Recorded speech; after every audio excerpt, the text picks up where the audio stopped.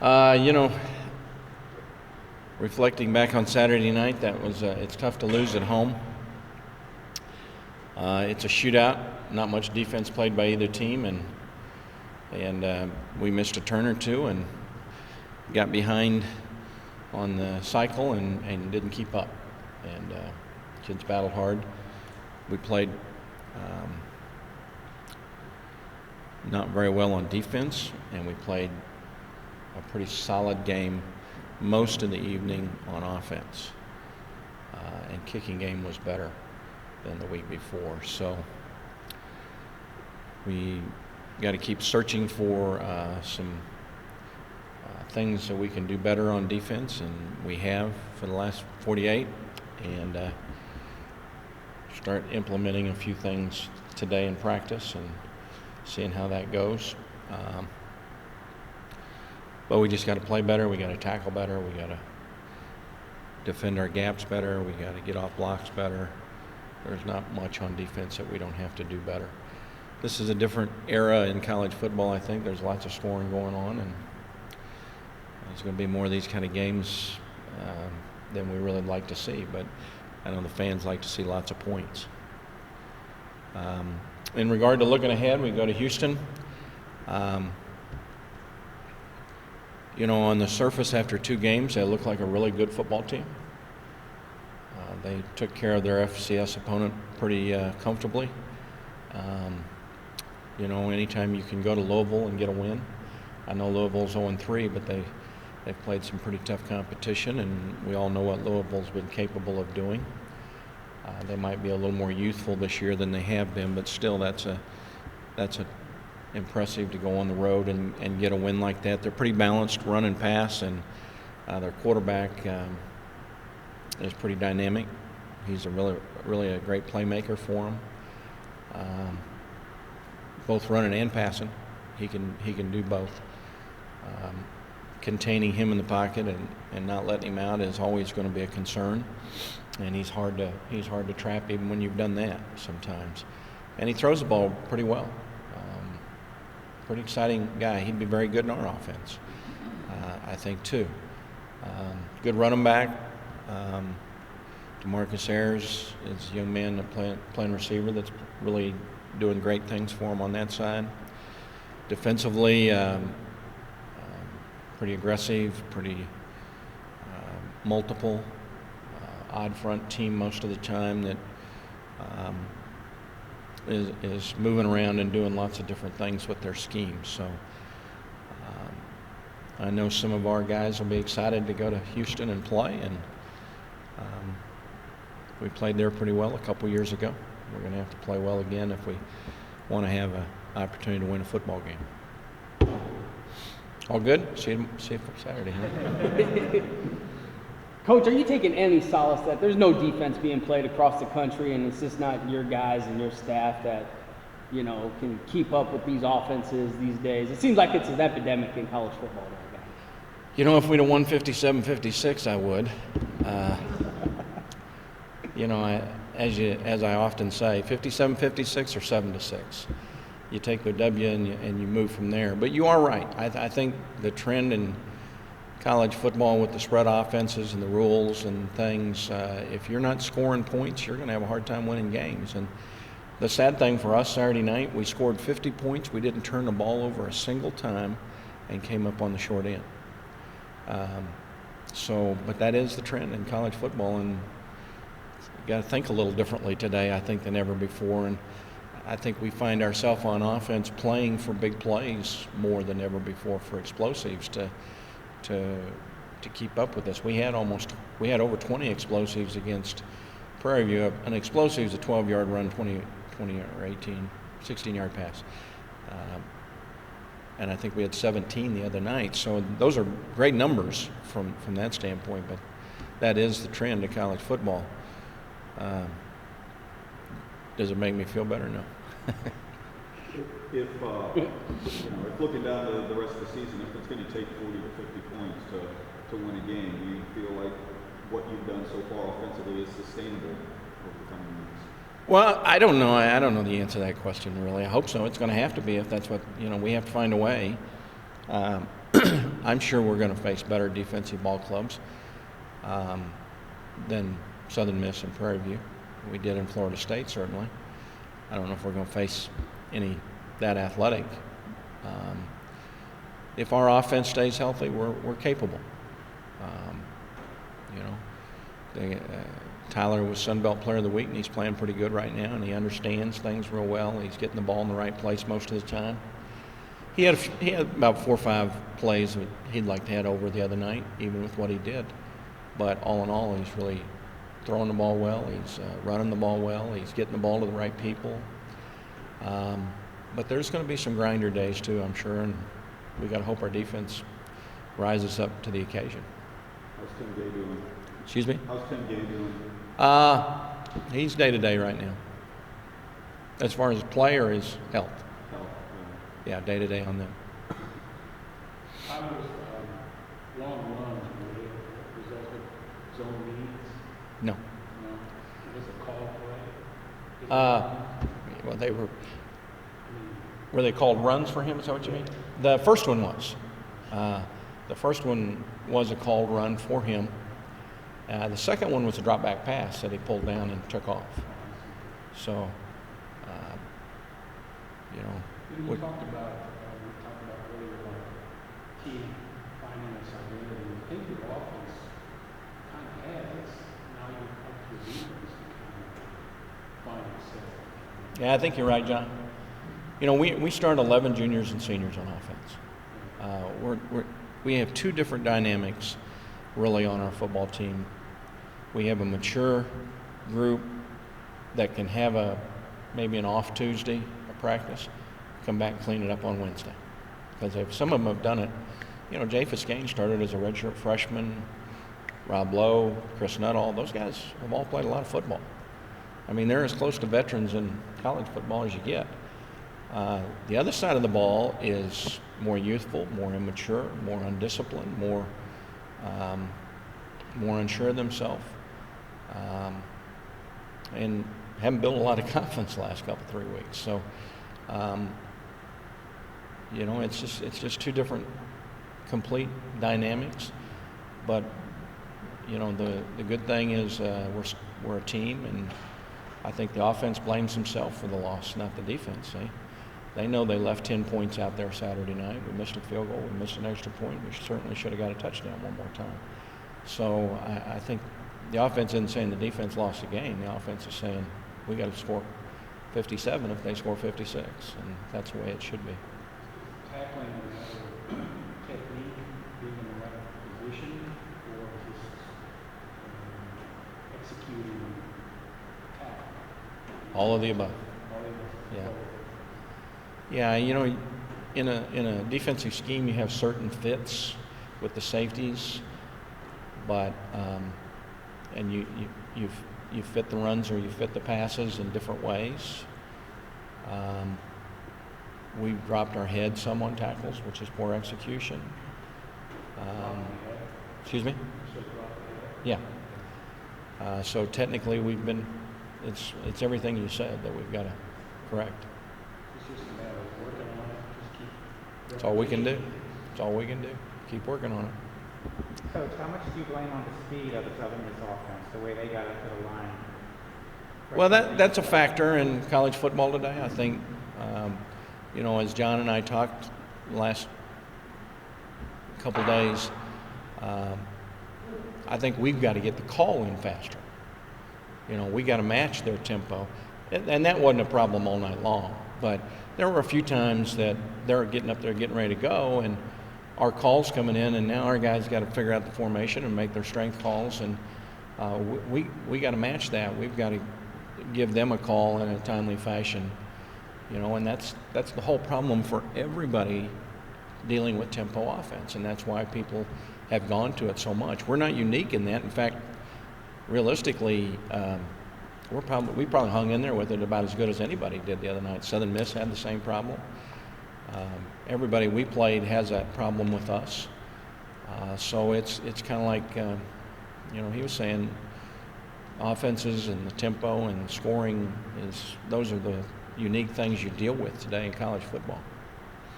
How do you explain the fact that you think they scored like the first 3 drives. You missed the tackles, couldn't stop them.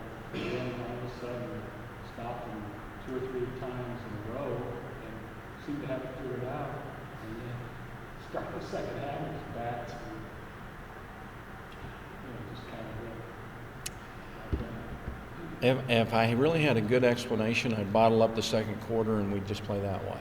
Okay? I'm kind of scratching my head as much as you are, John. I hate to admit that, but we go through a series or two there where we play good and we fit things well. We get some pressure on the quarterback. We get them a little bit behind the chains. We get them a little bit out of rhythm, and then we don't do that. Same thing offensively. I mean, when we went 3 and out the first 2 drives of the third quarter, I said, this is not good. We didn't need to do that. First off, we didn't need to put the defense back on the field that quick, and secondly, we needed to sustain something. We kind of had a little bit of control of things there. At least we had the ad. We had a 4-point lead, to use a tennis term there. But when we didn't do anything those 2 drives, then we got behind, and so now we're responding to what's going on better, more than anything else. So that hurt us, I think, a little bit there. When you're struggling on one side, the other side's got to hold their own. You're not going to talk about, even if you know about changes yet, maybe too early, but is it possible that there may be some changes in the starters on defense? Sure, you bet. We have some thoughts in mind already, and we're going to watch the competition this week and see how they execute the game plan, and which really we do every week. But I think the scrutiny is higher in a week like this.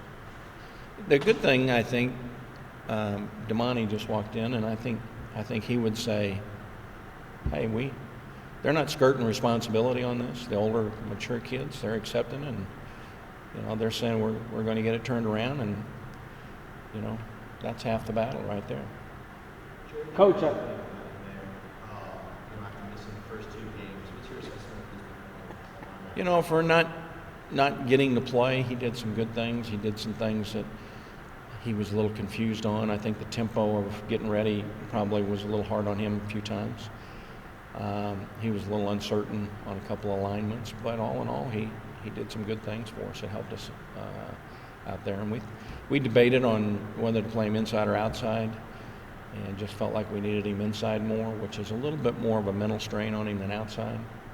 And so when you put all that together, I think you could say he did pretty good in regard to having not played and all of a sudden having to do that. Do you think he's better on the outside than in the middle? You just needed him in the middle for... I think he can be a good pass rusher for us on the outside. I think it lets him play freer. There's a little, he doesn't have to pass drop that much. He doesn't have to read routes, things like that quite as much. Where once you go back to linebacker, there's a lot more things that enter into the equation for him. It's just that I think right now we need him back inside. I wish we didn't. Coach, I don't know how well you know Coach Herman, but I know Major's a friend of yours. You look at that offense and staff, I think Coach Herman told us they got like 100 combined years of experience of college football coaching. Is that what makes them so good, and what makes the Herman Applewhite offense so impressive? Well, obviously they're both really good coaches and know what they're doing, and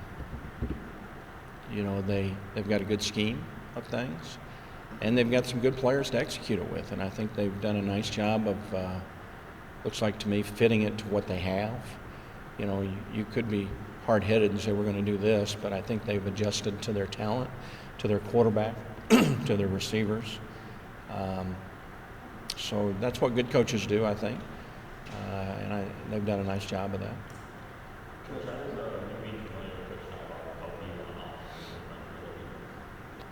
Oh, I think both of us know how the other one thinks a little bit, and we both have to make some adjustments to make sure we don't think like we always think. Craig's spent several days defending us before, but we've changed a lot since he was here, and Jason and things. So we've changed a lot of our vocabulary and different things that we felt like we had to for this game. Coach, what's the difference in mindset in going into the break at 1-3 versus 2-2? Can I get to that before I answer that question? I'm just thinking about Houston right now, Joe. I mean, how important of a game is it though to be able to? Well, I think in our group of 5, what I always tell Larry in scheduling is I need to come out of non-conference 2-2. And I knew going in this was going to, a lot of people weren't ready to assume Southern Miss was going to be a tough game. Well, they didn't watch the film all last week either, and see how they played Mississippi State and played against Austin Peay.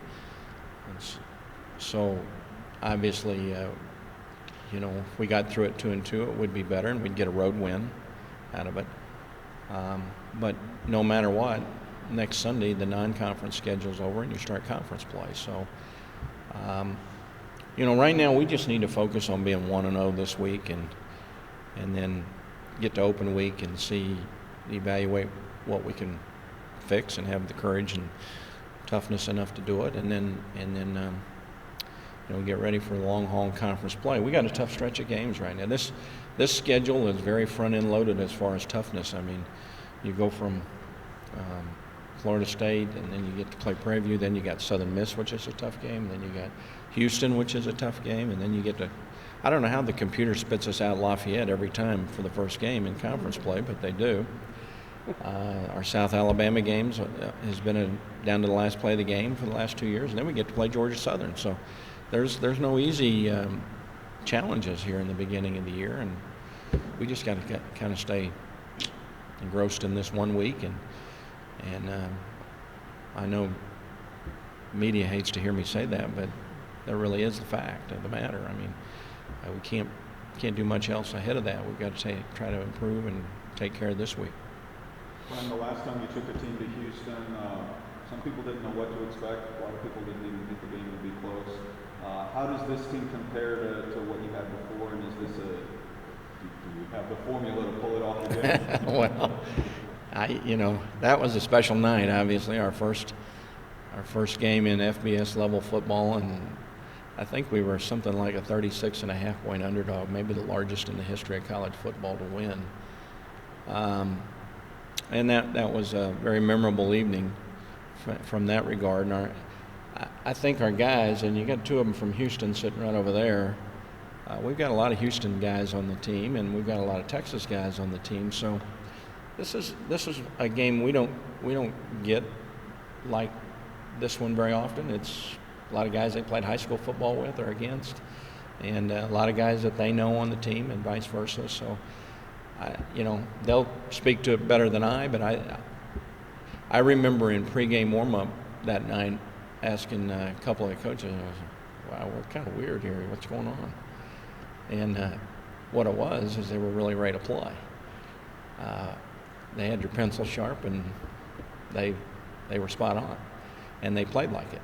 And so that was, for a coach, that was exciting to see. So we're going to have to be like that this game. They've had an open week, and things like that. But we got to play with the hand we have, and can we do it? Yeah, sure we can. We got to get some stops on defense somehow, and we got to continue to move the ball on offense, and both will be a challenge. This football team has aspirations of trying to be in a Power 5 league, and they're putting a lot of resources behind it, building a stadium and salaries that they're paying their coaches, and the things that they're doing. So, this will be one we got to play well in. Is Damani? Mm-hmm. Yes. He's on our leadership council. He's on our leadership council. Talk about his play, stood out on defense, maybe some of the others. Well, Damani's a pretty steady influence. He's the kind of person you can always count on. Damani doesn't.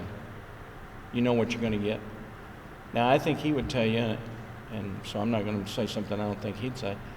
He can play better than he's played. You know, he's had spurts, but I think his consistency's been a little up and down right now. Would you say that, big guy? A little inconsistent? Yeah. You know, but he can, I mean, he, toward the second half of last year, he really played good at safety. Really was pleasant to watch and proud to see his improvement and everything. Really became a hitter back there and things. But I think a little bit, you know, and of course, if one guy's inconsistent, somebody else is probably affecting his consistency too. So it's, you know, I certainly don't want to sound like I'm picking on him there. I just think he would say he could be more consistent in his play too. He had a little more experience with last year too. Always helps. Yeah. It always helps. You're right. Ernie's, before the season, I don't know if it was so much you thought this, but a lot of people thought you had to go, kind of had to go undefeated at home. Now that you've lost the game, is there any kind of sense of urgency Yeah. changing your thoughts at all? I can't do anything about what's happened. All I can do is stay the course and keep working on what's ahead and try to see the big picture. But you know, I think that Joe had that thinking. I know one day we were talking about it, and I think that, you know, that was sound thinking. But this game doesn't go according to plan. I wish it did. It'd be a heck of a lot easier on me some days.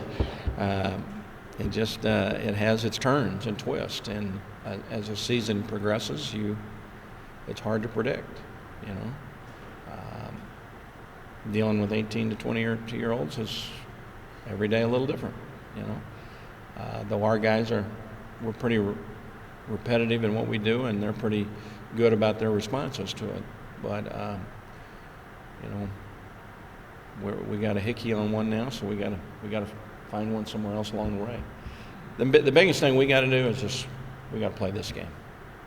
We got to just worry about this game. That's the only thing we have control of right now.